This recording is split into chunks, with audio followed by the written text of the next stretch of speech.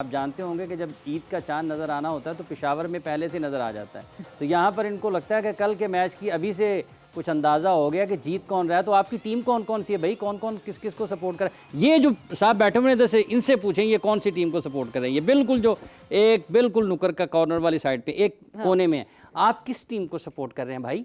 जी अस्सलाम वालेकुम। वालेकुम सलाम। पाकिस्तान। अरे भाई ये पीएसएल में किस टीम को सपोर्ट कर रहे हैं या किसी को भी नहीं करते हैं?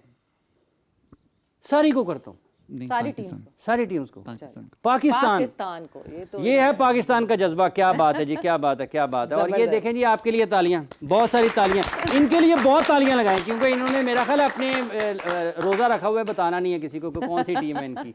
तो ये जी बहुत सारी बातें, जैसे कि सवेरा साहब ने आपको बताया है कि पाकिस्तान सुपर लीग इस एडिशन में कप्तानों की तब्दीली के हवाले से हम बात कर रहे हैं। हम बात करेंगे कि मैचेस किस तरह से कहाँ खेले जाएंगे। रोज़ाना की बुनियाद पर आपके साथ हम जो मालूमात मुल्क भर से इस हवाले से हमें आएंगी वो भी आपके सामने रखेंगे। और फिर अहम चीज़ें, कैसे टीमें जीत सकती हैं, किन वजूहात पर टीमों को नाकामी का सामना करना पड़ा, ये सब चीज़ें आपके साथ हम करते रहेंगे। क्या आप ख्याल है सवेरा ऐसे ही चलेगा ना सब कुछ? बिल्कुल ऐसे ही चलेगा और कुछ इनसाइडर्स भी लेकर आएंगे। हाँ। क्योंकि हाफिज ज़रूरी है कि इनसाइडर्स भी हमारे व्यूवर्स को यहाँ पता चलनी चाहिए। खबरें बिल्कुल होनी चाहिए चूँकि एक वो चीज़ है जो आपको टेलीविज़न पर नज़र आती है, एक आपको खेल के मैदान में नज़र आती है, और बहुत सारी ऐसी चीज़ें होती हैं जो बंद कमरों में हो रही होती हैं और वो फैसले असरअंदाज होते हैं पाकिस्तान क्रिकेट के हवाले से। तो वो भी जानना उन लोगों का हक़ है जो क्रिकेट से प्यार करते हैं, जो पाकिस्तान के खिलाड़ियों से प्यार करते हैं और जो पाकिस्तान क्रिकेट को के बेहतर मुस्तकबिल के लिए हर वक्त ये कोशां भी रहते हैं, ख्वाहिश भी कर रहे होते हैं।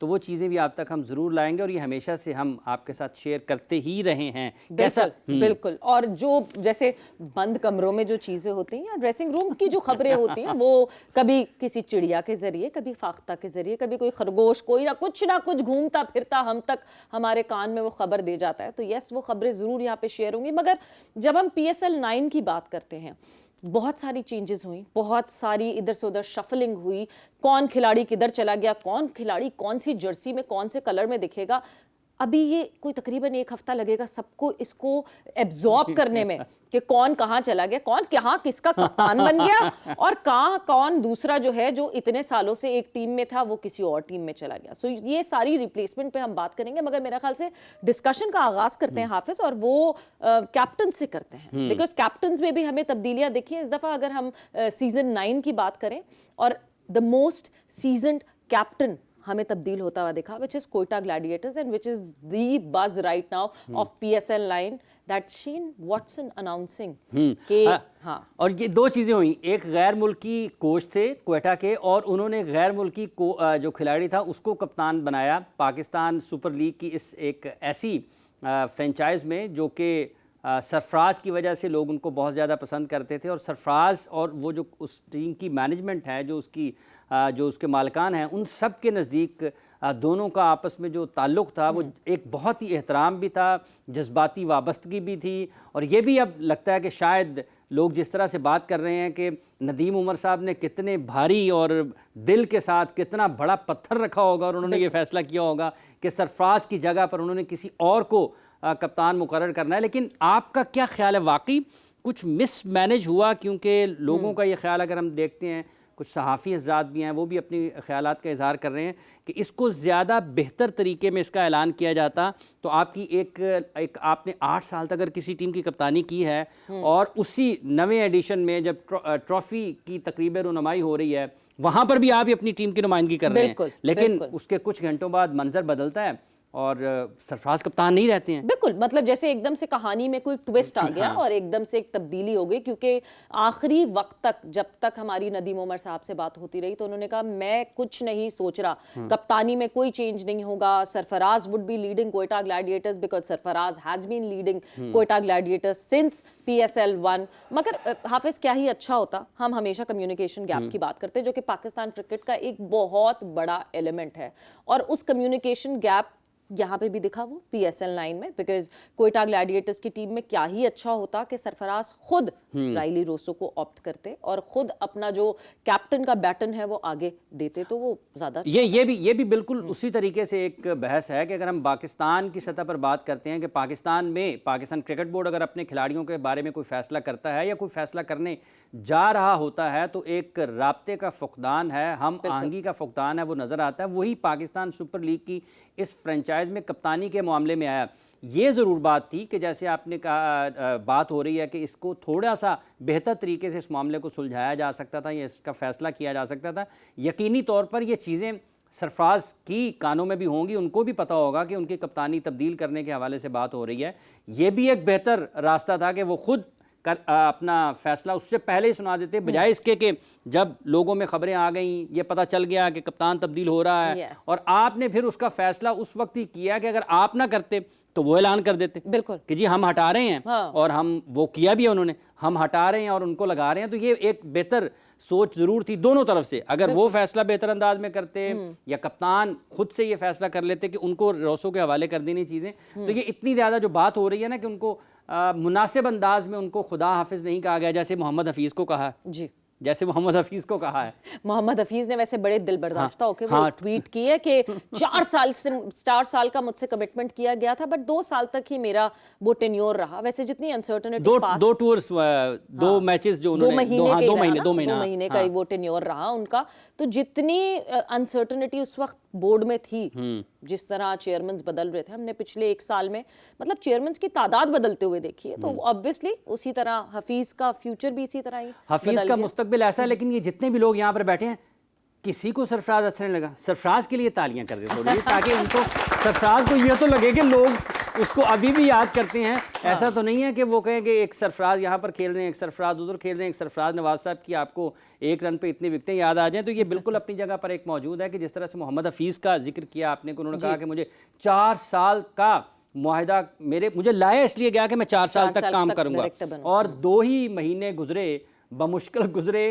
कैसे गुजरे ये भी एक अलग से कहानी है। लेकिन पाकिस्तान के साथ ये हुआ इस मामले में ज़रूर है कि अगर उनको लाया गया था तो फिर उनको जो उनके साथ वादा जिसने किया था उसको पूरा करना चाहिए था। अगर आपने उनको लगाया है तो फिर आपको उससे पहले जो लोग थे उनसे सवाल करना चाहिए कि आपने किस बुनियाद पर उनको उनके खिदमात हासिल की और आपने कहाँ पर उनको उठाकर किस जगह पर लगा दिया। फिर वापस घूमेंगे एक गैर मुल्की लोगों की तरफ कि उनको हम लेकर आते हैं, उनके साथ आगे बढ़ते हैं। तो ये बड़ी अफसोसनाक सूरत हाल इस लिहाज से ज़रूर है हमारे साथ कि हमने कैसे उनको आगे लेकर चलना है। हफीज़ के लिए नेक तमन्नाएं हैं, 2 माह तक वो रहे, लेकिन बहरहाल ये एक अलग डिबेट है कि वो अहल थे, नहीं थे, काबिलियत थी या नहीं थी। ये एक लंबी बहस है, लेकिन ये तरीकाकार कुछ मुनासिब नहीं है।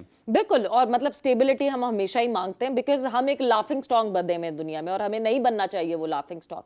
बट हम इस डिस्कशन को आगे बढ़ाएंगे और इस डिस्कशन में एड अप करेंगे। पाकिस्तान के फॉर्मर क्रिकेटर अब्दुल रऊफ हमारे साथ मौजूद हैं, उनको खुश आमदीद कहते हैं अपनी डिस्कशन में। अस्सलाम वालेकुम। जी वालेकुम सलाम। सबसे पहले तो PSL 9 शुरू हो रहा है, are you excited for that? जी बिल्कुल, मेरा ख्याल है कि सबसे ज्यादा ये खुशी की बात ये है कि पाकिस्तान में हो रहा है और कंप्लीट जो एडिशन है वो पाकिस्तान में होगा। तो मेरा ख्याल है कि पाकिस्तान के जितने भी क्रिकेट के शायकीन है उसको बहुत ज्यादा एंजॉय भी करेंगे और उनके पास अपॉर्चुनिटी भी होगी कि वो ग्राउंड में जाकर अपने जो सुपरस्टार्स हैं उनको सपोर्ट कर सकें। ठीक है। अच्छा रऊफ साहब, ये जो मोहम्मद हफीज़ वाला उनका मुआहदा पाकिस्तान क्रिकेट बोर्ड ने आज उन्होंने ट्वीट किया है कि उनको 4 साल तक के लिए कहा गया था कि वो इतने अरसे पाकिस्तान क्रिकेट बोर्ड के साथ रहेंगे, लेकिन 2 माह बाद ही उनका मुआहदा ख़त्म हुआ और उनको पाकिस्तान क्रिकेट बोर्ड ने कल खुदा हाफिज़ कहा, आज उन्होंने उसके जवाब में ये कहा। तो आप समझते हैं कि ये नामुनासिब तरीक़ाकार है, और अगर आपने किसी को डायरेक्टर क्रिकेट लगाना है भले पाकिस्तान से या बाहर से, तो फिर क्या आपके जहन में ख्याल आता है कि किस तरीके से उसका इंतखाब होना चाहिए? पाकिस्तान का कोई खिलाड़ी होना चाहिए या पाकिस्तान से किसी को होना चाहिए, पाकिस्तान से बाहर से आप किसी को लाना चाहते हैं? आप सब बेसिकली ये मेरा ख्याल है कि बड़ी लंबी डिबेट है और ये चलती रहेगी जब तक आप कॉम्पिटेंट लोगों को सामने नहीं लाएंगे, क्योंकि प्रॉब्लम असल में आ रहा है कि जो आपके प्लेयर्स हैं उनके पास मुतल्लिका अहलियत नहीं है और उस शोबे में ना तो उनकी एजुकेशन कंप्लीट है और ना ही उनके पास एक्सपीरियंस है। मगर उसके बावजूद फिर उनको अगर कोई चेयरमैन उनका वाकिफ निकल आता है या वो उनको पसंद करता तो उनको बड़े बड़े ओहदों पर रख लिया जाता है, मगर उसका फायदा पाकिस्तान क्रिकेट को बिल्कुल भी नहीं हो रहा और पाकिस्तान क्रिकेट मुसलसल बैकफुट पर जा रही है। अब जो फॉरनर है, फॉरनर को लाने का तरीका भी मेरा ख्याल है कि पाकिस्तान क्रिकेट बोर्ड का कोई वाज़ेह नहीं है, क्योंकि आप देखें कि मिकी आर्थर और जितना भी उनका कोचिंग स्टाफ था वो ड्यूल जॉब वो करते रहे। वो वहां पर इंग्लैंड में बैठकर एक क्लब को सारा टाइम देते रहे और पाकिस्तान की नेशनल टीम के साथ वो असाइंड थे और इतने बड़े बड़े कॉन्ट्रैक्ट पे उनको हायर किया गया था, मगर उनके पास ना तो पाकिस्तान आने के लिए टाइम था, ना पाकिस्तान का जो डोमेस्टिक जो सेटअप है उसको देखने का टाइम था, ना कोई लंबा अरसा पाकिस्तान के जो इंटरनेशनल प्लेयर्स थे उनके साथ काम करने का उनके पास टाइम था। वो ऑनलाइन कोचिंग वहां पर करते थे और जब कोई बड़ा असाइनमेंट आती थी, मसलन एशिया कप या वर्ल्ड कप जैसा मेगा इवेंट आया, तो 1 या 2 दिन पहले वो पाकिस्तान की टीम को ज्वाइन करते थे और उसके अलावा वो घर पे बाहर अपने घरों में बैठकर बड़ी बड़ी सैलरियां लेते हैं और इस तरीके से मेरा ख्याल है कि दुनिया में कहीं भी इस तरह का सेटअप नहीं चलता। अब प्रॉब्लम जो पाकिस्तान का ये है कि आप देखें कि जब इरफान मानी और वसीम खान आए थे तो उन्होंने सारी पावर्स मिसबा को दे दी थी और वन मैन शो वो सारी क्रिकेट को हैंडल कर रहे थे। तो उस पर भी काफी सवालात उठे कि आपकी जो सिस्टम है वो 60-70 साल से फंक्शन है, तो ये कैसे हो सकता है कि एक ही आदमी को आप मैनेजमेंट कमेटी में भी डाल दें, उसको पाकिस्तान टीम का चीफ सेलेक्टर भी लगा दें, उसको एज ए कोच भी अपॉइंट कर दें, फिर फ्रेंचाइज का भी कोच लगा दें और फिर जितने भी जो डोमेस्टिक के अमूर हैं वो भी वही देख रहे थे मिसबा। तो फिर आखिरकार उसका ड्रॉप सीन ये हुआ कि उनको सब ओहदों से निकालना पड़ा। उसके बाद अभी जो हफीज की अपॉइंटमेंट हुई है वो भी मेरा ख्याल है कि जब तक आपने कोई देखिए, आप अगर मैनेजमेंट में आते हैं तो आपके पास डिग्री होनी चाहिए, आपके पास एमबीए की डिग्री होनी चाहिए, आपके पास स्पोर्ट्स साइंसेज में एमफिल या पीएचडी या इस तरह की कोई डिग्रीज होनी चाहिए। अगर हमारे प्लेयर्स आना चाह रहे हैं इस फील्ड में तो मेरा ख्याल है कि उनको फिर जाना चाहिए एजुकेशन की जानिब, फिर भी वो काम कर सकते हैं। इस तरह आधा तीतर और आधा बटेर ये चल नहीं सकता, क्योंकि अब ये जो स्पोर्ट्स है ये बहुत आगे जा चुकी है, यूनिवर्सिटीज बेस पे काम हो रहा है, स्पोर्ट्स साइंसेज की डिग्रीज दे रही है पूरी दुनिया में और स्पोर्ट्स ये आर्ट्स और साइंस का एक मिक्सचर है जो उसको साथ लेकर चलना पड़ता है। तो हमारे जो अनफॉर्चुनेटली ये है कि ना तो हमारे क्रिकेट बोर्ड के चेयरमैन इसको समझ रहे हैं और ना ही हमारे प्लेयर्स इसको समझ रहे हैं। नहीं, हम बिल्कुल उस तरह तो बिल्कुल उस राह पे तो चल ही नहीं रहे हैं जिस तरह मॉडर्न डे क्रिकेट इस वक्त जो है वो टर्न अप कर रही है और जिस तरह हमें चेंजेस दिख रही हैं मॉडर्न डे क्रिकेट में आती हुई। मगर रऊफ, क्योंकि डोमेस्टिक स्ट्रक्चर से आप भी काफ़ी एफिलिएटेड रहे हैं, मैं जब अपने डोमेस्टिक की बात करती हूँ, पाकिस्तान क्रिकेट के डोमेस्टिक की बात करती हूँ, कौन से ऐसे कोचेज़ हैं जो आपको लगता है कि नहीं जी वो एक ऊपर नेशनल टीम के लेवल पर आकर जो है वो कोचिंग कर सकते हैं? देखिए, इसमें एक सिंपल क्वेश्चन है, आपको बड़ा आसान है इस पे समझाना कि एक आप जो पाकिस्तान की जो सॉयल है वो बेसिकली नेचुरल टैलेंटेड जो यंगस्टर्स हैं उनसे माला माल है। पाकिस्तान को हमेशा से नेचुरल टैलेंट मिलता है।